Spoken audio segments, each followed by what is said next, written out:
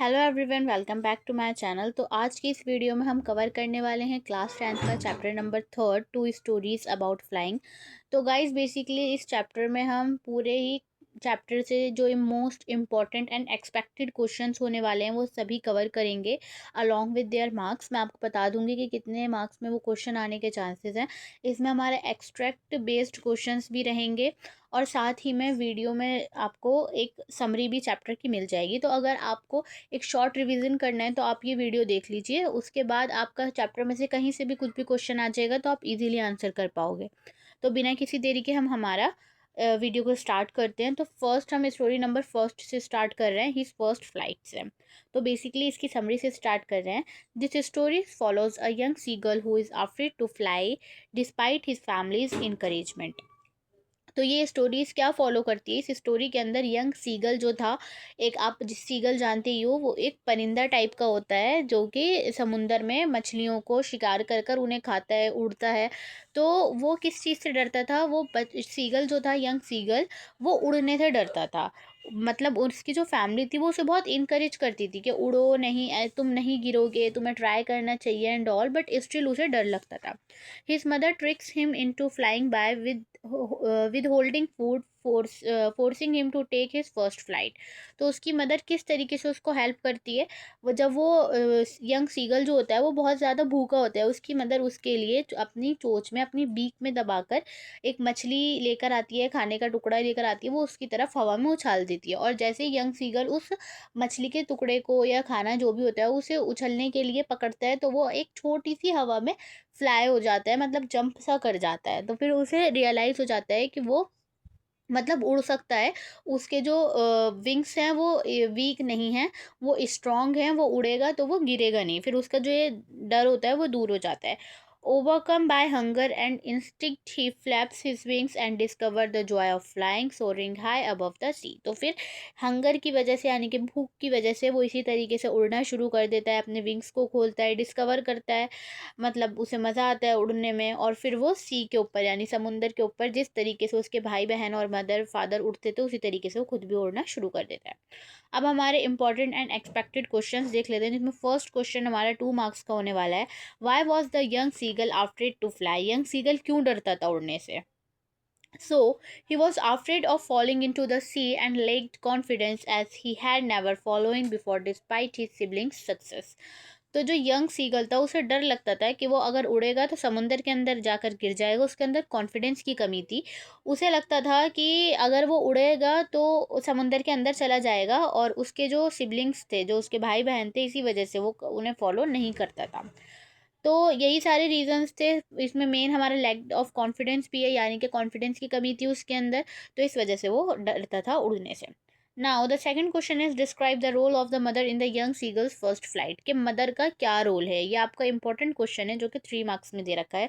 The mother encourage him, scolds him and finally tricks him by flying away with food, forcing him to fly out of hunger. तो mother जो होती है उसे encourage करती है, मतलब उसे समझाती हैं कि नहीं तुम उड़ सकते हो। उसकी जो मतलब कि इनकरेज करना, उसको समझाना कि कुछ चीज़ अगर उससे नहीं हो रही, कि नहीं ट्राई करो, तुम कर पाओगे, तो इस तरीके से वो उसे इनकरेज करती है। स्कोल्ड सिम डांटती भी है, और फाइनली उसे ट्रिक पता लग जाती है कि अगर वो उसे जो फूड है उसे उड़ते हुए फूड देगी तो वो उससे मतलब फूड को पाने के लिए थोड़ा सा जंप करेगा, और उससे उसे अपने आप पर विश्वास हो जाएगा कि वो उड़ सकता है। तो ये उस मदर जो होती है यंग सीगल की, उनकी ट्रिक होती है।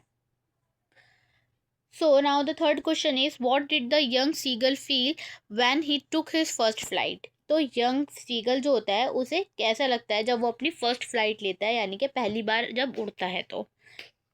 So he felt a mix of fear and exhilaration, but soon experienced the thrill of flying and the freedom of the sky। तो पहले तो उसे डर लगता है, उसे लगता है कि नहीं वो गिर जाएगा, उसकी ऐसी फीलिंग्स होती हैं, फेयर भी होता है और एक्साइटमेंट भी होती है थोड़ी बहुत। बट सून जैसे ही वो उड़ता है, वो क्या एक्सपीरियंस करता है, थ्रिल ऑफ फ्लाइंग, कि कितना मज़ा है उड़ने में, और मतलब कितना अच्छा लगता है आसमान में उड़ने कर, उसको जो फ्रीडम मिलती है आसमान को देखने में, आसमान के अंदर उड़ने में। तो यही सारी चीज़ें जो यंग सीगल होता है वो फील करता है जब वो अपनी फर्स्ट फ्लाइट लेता है। तो नाउ द हमारा Now, other question is about extract based question. So, the sun was shining on the sea. He could see the ships far out and the distant horizon. Explain the significance of this moment. तो ये हमें एक extract दे रखा है, यानी कि line दे रखी है चैप्टर की, जिसमें से हमें बताना है कि ये क्या मूवमेंट जो है डिस्क्राइब करनी है ये लाइंस. 3 मार्क्स का क्वेश्चन ये आपका रहने वाला है. So the answer is this marks the seagull's realisation of the vast world beyond his ledge, symbolising new found freedom and the beauty of flight. तो ये क्या बता रहा है कि सीगल की रियलाइजेशन को बता रहा है कि जो वर्ल्ड है वो कितना बड़ा है. लेज जो है मतलब समुंदर की जो सतह थी, पहले वो यंग सीगल वहीं पर ही रहता था, बट अब वो उड़ने लगा तो वो देख रहा है कि लिटरली वर्ल्ड कितना बड़ा है, कितनी दूर दूर कर उसे दिख रहा है जब वो फ्लाई कर रहा है तो. और उसे जो न्यू फ्रीडम मिली है उसे सिम्बलाइज कर रहा है, यानी कि अब वो उड़ने लगा, उसने पंख खोले अपने, उसे आज़ादी मिली. इस चीज़ को इसमें डिस्क्राइब किया गया है. और ब्यूटी ऑफ फ्लाइट यानी कि उड़ते हुए उसे कितना अच्छा महसूस हो रहा है. So this is all. Now the another question is what is the theme of the story. हमें स्टोरी का थीम बतानी है. 5 मार्क्स का क्वेश्चन है, बहुत इंपॉर्टेंट होने वाला है, तो इसे आप ध्यान से देखिएगा. The theme is covering fear through necessity and instinct. The seagull's hunger forces him to fly, teaching that facing fears leads to growth, as seen in his transformation from a timid bird to a confident flyer. तो ये जो theme है वो क्या बता रही है, overcome कर रही है किस तरीके से हमें अपने डर को, अपनी जो हमारा फेयर होता है उसे ओवरकम करना है, हमें किस तरीके से लाइफ में आगे बढ़ना है. इन सभी चीज़ों को हाईलाइट करा गया है कि डर के आगे जीत होती है. यानी कि अगर कुछ चीज़ है जो हमसे नहीं हो रही है, हमें उसके लिए एटलीस्ट ट्राई करना चाहिए. हम फर्स्ट टाइम फेल होंगे, सेकंड टाइम फेल होंगे, बट हम थर्ड टाइम पर उस चीज़ को अच्छे से कर पाएंगे. तो यंग सीगल जो होता है वो हंगर, भूख की वजह से वो फाइनली एक फ्लाई करता है छोटा सा, जिसकी वजह से उसे रियलाइज़ होता है कि वो उड़ सकता है. Teaching the facing fears leads to growth, कि हम अगर अपने फियर्स को, अपनी जो डर हैं उन सभी चीज़ों का सामना करेंगे तो हम लाइफ में आगे बढ़ेंगे.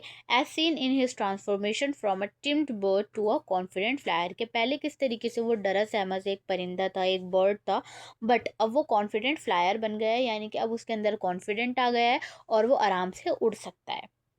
सो नाउ यहाँ से हमारी सेकंड स्टोरी शुरू हो रही है. तो गाइज ये जो 5 मार्क्स का क्वेश्चन है इसमें मैंने आपको कुछ जो मेन इंपॉर्टेंट मतलब लाइन्स है जो आपको लिखनी है वो इसमें बता दी है. बट अगर आपका 5 मार्क्स का क्वेश्चन है तो आप ट्राई करना, आप एटलीस्ट उसे हाफ पेज में उसे लिखो ताकि उससे आपके मार्क्स अच्छे आएँ.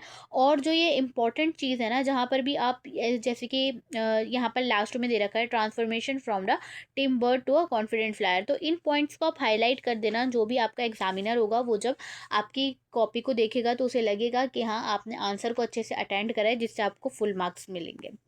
तो गाइज अब हम सेकंड स्टोरी स्टार्ट कर लेते हैं.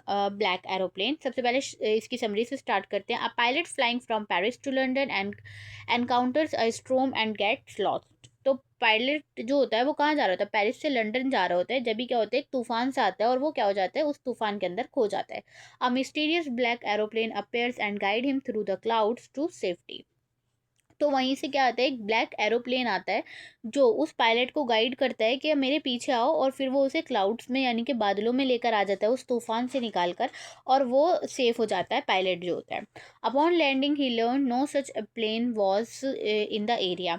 जब वो लैंड कर जाता है तो जब वो काउंटर पे जाकर पूछता है कि कौन सा था वो ब्लैक एरोप्लेन, कौन पायलट था, तो उसे पता लगता है कि वहाँ पर तो आसमान में कोई प्लेन ही नहीं था उस एरिया में, उसके अलावा कोई दूसरा प्लेन उड़ ही नहीं रहा था. Suggesting it was supernatural or hallucination, emphasizing the power of faith and institution in crisis. तो क्या होता है फिर, उसे पता लगता है कि एज सच तो कोई एरोप्लेन था ही नहीं. उसे पता, वो सोचता है कि मतलब ये एक नेचुरल थिंग थी, मतलब भगवान की तरफ से उसे हेल्प मिली है, या हेलोसिनेशन था, या फिर मतलब उसका खुद ही का कुछ वहम था कि एक ब्लैक एरोप्लेन था आसमान में. तो फेथ जो होता है, पावर जो होती है फेथ की, मतलब भरोसे की, इस चीज़ को हाईलाइट करा गया है कि हमें फेथ रखना चाहिए, भरोसा रखना चाहिए. और जिस तरीके से उस पायलट की हेल्प हुई है उसी तरीके से हमारी हेल्प हो जाती है जब भी हम किसी मुश्किल सिचुएशन में होते हैं. तो रादर देन कि हम पैनिक करें उस सिचुएशन में, हमें पैनिक नहीं करना है, हमें फेथ रखना है, हमें भरोसा रखना है कि नहीं हमारे साथ अच्छा ही होगा. सब हम इसके most expected and important question देख लेते हैं. सबसे पहले हमारे पास 2 मार्क्स क्वेश्चन है. Why was the pilot worried during his flight. Pilot जो था वो क्यों परेशान हो रहा था उसकी फ्लाइट के दौरान।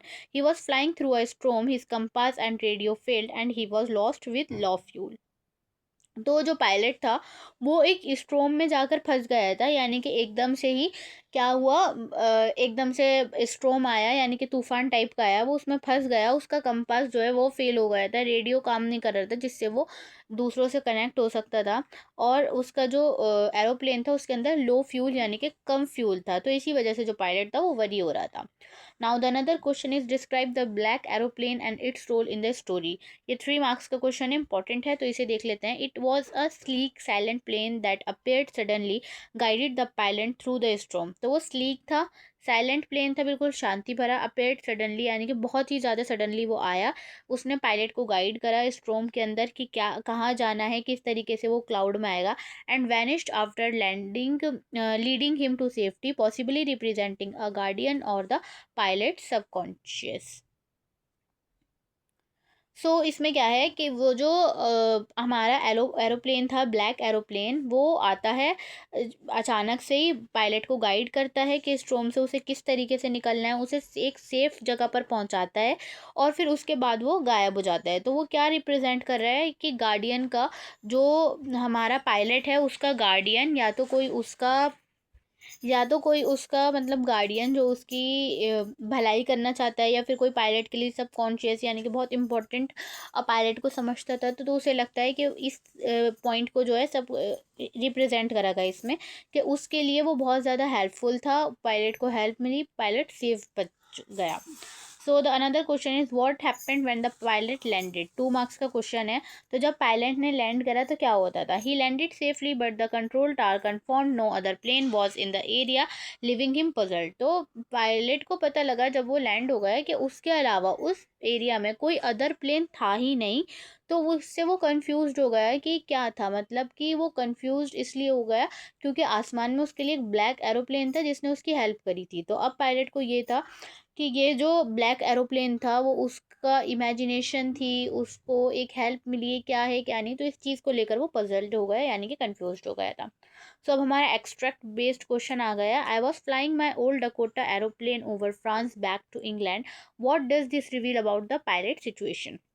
3 मार्क्स का क्वेश्चन है, तो इसमें बताया गया है कि पायलट जब अपना ओल्ड डकोटा एरोप्लेन जो था उसे फ्लाई कर रहा था फ्रांस से इंग्लैंड की तरफ, तो फिर बैक आ रहा है यानी कि वापस आ रहा था, तो फिर क्या हुआ वहाँ पर। It shows he was a routine flight that turn dangerous due to storm, highlight reliance and on experience and unexpected helps. तो ये शो करता है, ये एक रूटीन फ्लाइट थी यानी कि बेसिकली बहुत ज़्यादा पायलट का आना जाना लगा ही रहता था, लेकिन वो एक डेंजरस फ्लाइट बन गई थी उसके लिए, क्यों, स्ट्रोम की वजह से यानी कि तूफान की वजह से। ये हाईलाइट करता है रिलायंस और एक्सपीरियंस को, अनएक्सपेक्टेड हेल्प को, कि किस तरीके से हमें पता भी नहीं होता, हमें उस पॉइंट से भी हेल्प मिल जाती है। क्योंकि पायलट की जो हेल्प करता है वो एक ब्लैक एरोप्लेन हेल्प करता है, जो कि बाद में पायलट को पता लगता है कि कोई ब्लैक एरोप्लेन एग्जिस्ट ही नहीं करता था। Now the last question is discuss the theme of the story with reference to the pilot's experience. 5 marks का क्वेश्चन इंपॉर्टेंट क्वेश्चन है क्योंकि थीम है स्टोरी की। So the answer is the theme is the role of faith and unseen forces in overcoming adversity. यानी कि हमें विश्वास रखना चाहिए, हमें वहाँ से भी हेल्प मिल जाती है जहाँ से हमें एक्सपेक्टेड नहीं होता। The black aeroplane symbolize hope और intuition as the pilot trust in it saves him despite its mysterious nature, teaching that believe can guide us through uncertainty. यानी कि ये ब्लैक एरोप्लेन जो था वो उसके लिए एक होप, एक उम्मीद की तरह आया था, और उसे लगता है शायद वो उसकी इंट्यूशन था, यानी कि उसने मतलब कि खुद से सोचा था, खुद से उसके पास एकदम से आ गया, या पता नहीं क्या था। पायलट जो होता है इसको लेकर कंफ्यूज हो जाता है, बट वो ब्लैक एरोप्लेन उसकी हेल्प करता है और उसे बचा देता है। As the pilot trust in it saves him, क्योंकि पायलट उस पर ट्रस्ट करता है तो वो उसे सेव कर लेता है। तो एक मिस्टीरियस हो जाता है, मतलब कि एक मिस्ट्री बन जाती है कि ब्लैक एरोप्लेन था भी या नहीं था। लेकिन ये क्या टीच कर जाता है कि हमें बिलीव करना चाहिए, यानी कि हमें विश्वास रखना चाहिए, जो भी हमें हेल्प मिल रही है, जो भी हमें गाइड कर रहा है, तो उसके बाद जो, अगर हमें कोई गाइड कर रहा है, कुछ बता रहा है, तो उस पर हमें बिलीव करना चाहिए। मुश्किल समय में हो सकता है उससे हमें अच्छी हेल्प मिल जाए और हमारा जो भी डेंजर सिचुएशन है उससे हम बाहर आ जाए। So this is all for this video. I hope you like this video. If you like this video then please subscribe my channel. Thanks for watching.